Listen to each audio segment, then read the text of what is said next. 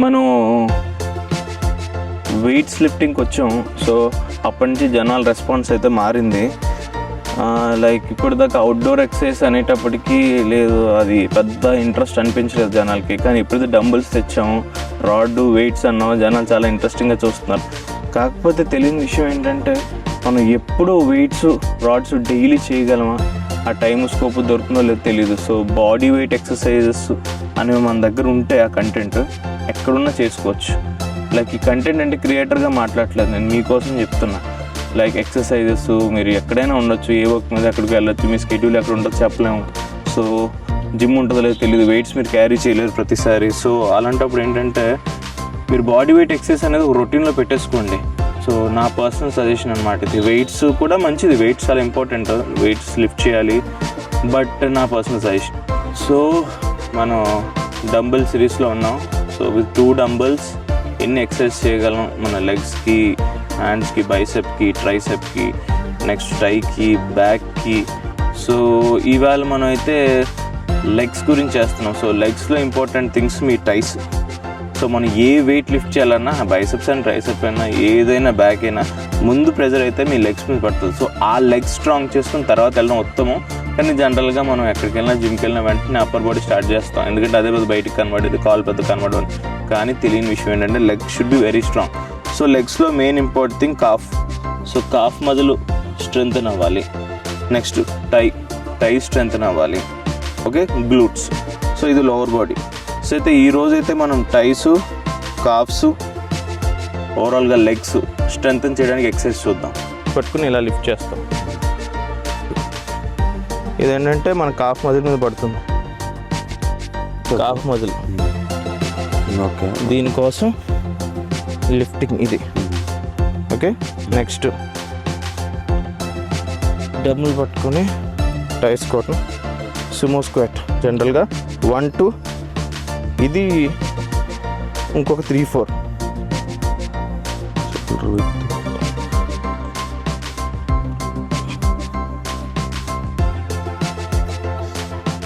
ఇది టైస్. Okay, next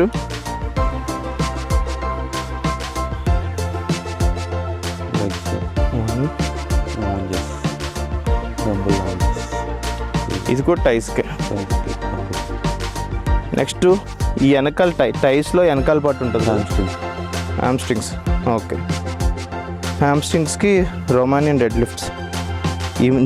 ఈ కింద పాటు ఇది బెండ్ అవ్వదు, ఓన్లీ బ్యాకే. లెగ్స్ అలాగే ఉంటాయి, హిప్ వెనక్కి వెళ్తుంది. Okay, hamstrings. ఓకే, సో ఇవి మనం చేసే exercise.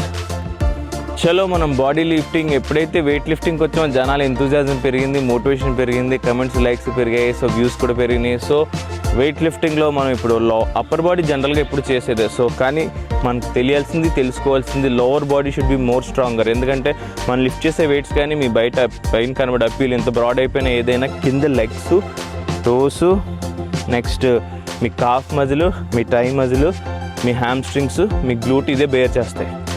So lower body is very important. So lower బాడీలో లెగ్స్ మీద మనం కొన్ని వేరియేషన్స్ చేస్తాం ఈరోజు, only with 2 dumbbells. So first మీ కాఫ్ మజిల్ కోసం. కాఫ్ మజిల్ అంటే దిస్ పార్ట్ చూపించు బ్రో, నీ calf muscle. No, this is calf. So ఇది కాఫ్ మజిల్. సో ఇది ఇంక్రీజ్ అవ్వాలంటే మీ కాఫ్ మజిల్ ఏంటంటే ఇదన్నమాట, ఈ పార్ట్, ఈ పిక్క. ఓకే, నీ కాఫ్ మజిల్ చూపించమ్మా.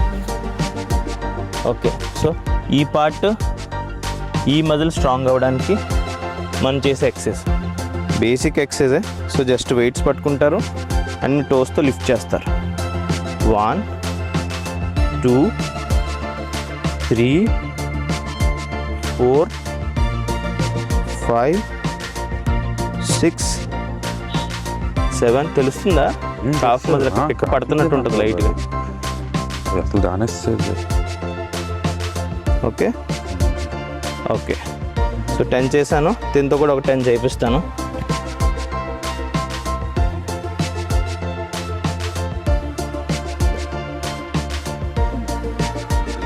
స్లోగా బాడీ బ్యాలెన్స్ చేస్తూ స్లోగా. ఓకే, దీని వెయిట్స్ ఇలా పైకి పెట్టాడు. వెయిట్స్ ఎలాగైనా మీ కంఫర్ట్, ఓన్లీ థింగ్ మీ బాడీ వెయిట్ మీద కొంచెం ఎక్కువ వెయిట్ మీరు క్యారీ చేస్తారు, లిఫ్ట్ చేస్తారు. అది కూడా మీ కాఫ్ మజిల్ మీద ప్రెజర్ పడేటట్టు. సో మీరు చూడొచ్చు, ఇప్పుడు బ్యాక్ నుంచి చూస్తే కానీ క్లియర్గా తెలుస్తుంది ఆ మజిల్ మీద ఇంప్రెషన్స్, లైక్ షేప్ అవుతున్నట్టు. Okay okay, so yes done 20. ఇది calf muscle exercise. Next sumo squats చేద్దాం. సుమో స్క్వాట్స్ బేసిక్గా వెయిట్ తీసుకోండి. సో ఇది 7.5, నేను 81.5 ఉన్నాను. ఓకే, హ్యామ్స్ట్రింగ్స్ బ్రో ఇది? No, thigh muscle. అయితే ఫ్రంట్ ఏరియా పడుతుంది. యా, సో ఈ ఏరియా అనమాట. చూపించు బ్రో, నీ తొడలు చూపించు. అరటి గడ్డ లాంటి తొడలు చూడండి. ఓకే, సో ఈ తొడలు ఈ ఏరియాలో పడుతుంది. స్ట్రెంత్ అవ్వాలంటే తొడలు చేయాల్సిన ఎక్సర్సైజ్ ఇది. సో సుమో స్క్వాట్స్ అంటాం. సో బేసిక్గా మీరు నార్మల్గా నిల్చున్నాక 1 2, ఇదొక విడ్త్ 3 4. సో ఒక 2 టైమ్స్ మీ లెగ్స్ అటు ఇటు జరిపితే మీ సుమో స్క్వాట్ పొజిషన్కి వస్తారు. ఓకే, 1 2 3 4 5 6 7 8 9 10. ఓకే, సో సుమో స్క్వాట్లో ఏంటంటే మీకు కంప్లీట్లీ టైం మీద పడదు, మీ knee joint. Okay, at the same time తొడలు నీ జాయింట్ ఏరియా ఇక్కడ పడుతుంది సుమో స్క్వాట్లో. అండ్ ఈ సుమో స్క్వాట్ తర్వాత మనం కంప్లీట్లీ ఎక్కువ టైం మీద పడే ఎక్సర్సైజ్ చేద్దాం. Okay Praveen. Okay, so next ఎదురు వెయిట్ రొమానియన్ డెడ్ లిఫ్ట్స్కి వెళ్దాం. సో బేసిక్గా రొమానియన్ డెడ్ లిఫ్ట్స్ ఏంటంటే స్ట్రైట్గా నించున్నారు కదా,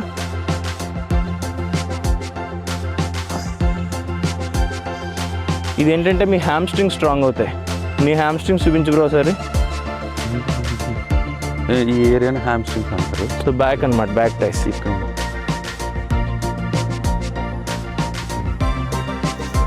largest bone in the body, femur. So ఇక్కడ ఏంటంటే మనం చేస్తుంది రొమానియన్ డెడ్ లిఫ్ట్లో బేసిక్గా నీ నుంచి లెగ్ వరకు అలానే ఉంటుంది. ఓకే, మీ హిప్పే బ్యాక్కి మూవ్ అవుతుంది. ఓకే, సో ఇక్కడి నుంచి బాటమ్ వరకు కదలదు మోస్ట్లీ. ఓకే, ఓన్లీ హిప్ ఒక్కటే బ్యాక్కి వెళ్తుంది అండ్ వెయిట్ లిఫ్ట్ చేస్తాం. ఓకే, సో ఈ ఎక్సర్సైజ్ వల్ల మీకు ఒక్కొక్కసారి సరిగ్గా చెప్పితే బ్యాక్ మీద పెయిన్ వస్తుంది. సో బాగా గుర్తుంచుకోవాల్సిన విషయం, ఓన్లీ సీట్ మాత్రమే బ్యాక్కి వెళ్తుంది చేస్తున్నాం. ఓకే, చలో bro, you do it. And నీకు పెయిన్ ఎక్కడ వస్తుందో చెప్పు, హ్యామ్స్ట్రింగ్స్ పడుతుందా లేదా.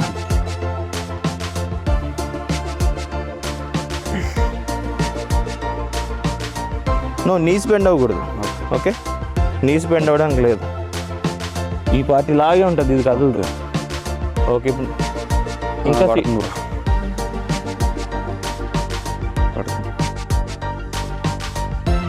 ఇంకా సీట్ ఇంకా బ్యాక్. ఓకే, ఎస్, కొంచెం బ్యాలెన్స్ స్లోగా చేయి.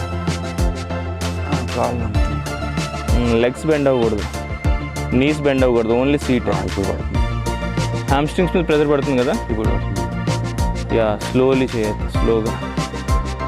సో మిస్టేక్స్ చేస్తే హ్యామ్స్ట్రింగ్స్ మీద పడాల్సింది మీ బ్యాక్ మీద పడే అవకాశం ఉంటుంది. అండ్ మీ బ్యాక్ కనుక ఒకవేళ స్ట్రాంగ్గా లేకపోయినా కానీ మీ బ్యాక్ కొంచెం పెయిన్ క్రియేట్ చేస్తుంది మీకు. సో బ్యాక్ స్ట్రెంథనింగ్ ఎక్సర్సైజ్ కూడా చేయాలి.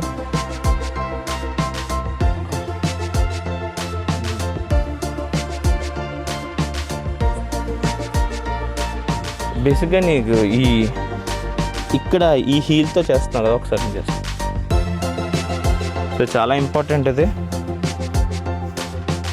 సో ముందు నీ బెండ్ అవ్వదు, ఓన్లీ బ్యాక్ మాత్రం వెళ్తుంది. వెయిట్ 1 2 3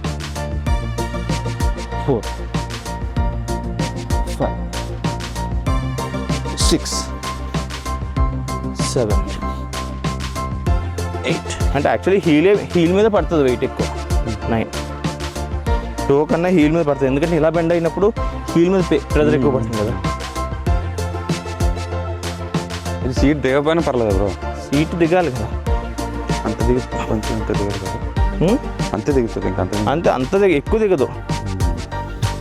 ఓన్లీ థింగ్ లెడ్ దగ్గర ఇలా స్ట్రైట్గా అండ్ కొంచెం ఇలా బ్యాక్ కర్వ్ వస్తుంది ఈ లైన్ అంతే, ఇంకెక్కువ దిగదు.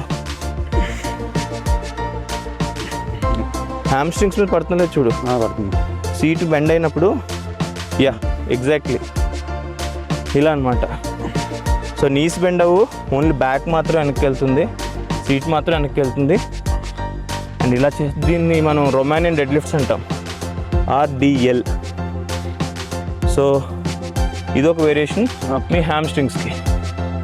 నెక్స్ట్ థైస్కి చేద్దాం. సో మనం ఎప్పుడు చేస్తుంది లాంజెస్ విత్ డంబెల్స్.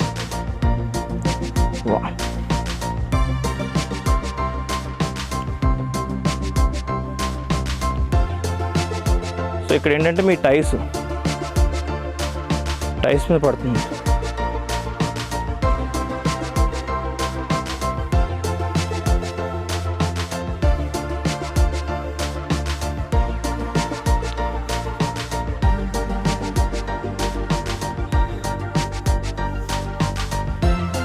ఓకే, ఇక్కడ కంప్లీట్లీ టైస్ అనమాట ఈ వేరియేషన్.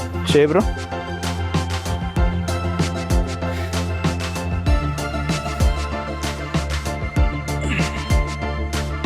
టైస్ మీద పడుతుంది కదా క్లియర్గా. సో తక్కువ వెయిట్ తీసుకోండి కంఫర్ట్గా ఉండడానికి ఫస్ట్ స్టార్టింగ్, హెవీ వెయిట్స్ తీసుకోవద్దు. సో మనం బేసిక్గా లాంజెస్ వేరియేషన్ కూడా ఇది మనం చాలా వీడియోస్లో చేసాం. అండ్ మన 7 minutes ఫ్యాట్ లాస్ వర్కౌట్లో కూడా ఉంటుంది. Okay, so this is about thighs exercise. Sumo squat చేసాం, హ్యామ్ స్ట్రింగ్స్ కోసం చేసాం. నెక్స్ట్ సేమ్ మనం చేసే లాంజెస్ మనం యాక్చువల్లీ ఫ్రంట్ లెగ్ పెడుతున్నాం కదా ఇలా. ఈసారి లెగ్ వెనక్కి వెళ్తుంది, అదే పొజిషన్లో బెండ్ అవుతాం. ఓకే,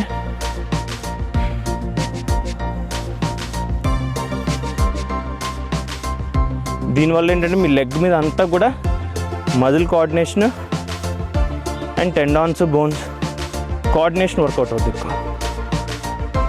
సో స్ట్రెంథనింగ్ ఎక్సర్సైజ్ అనమాట. Okay okay,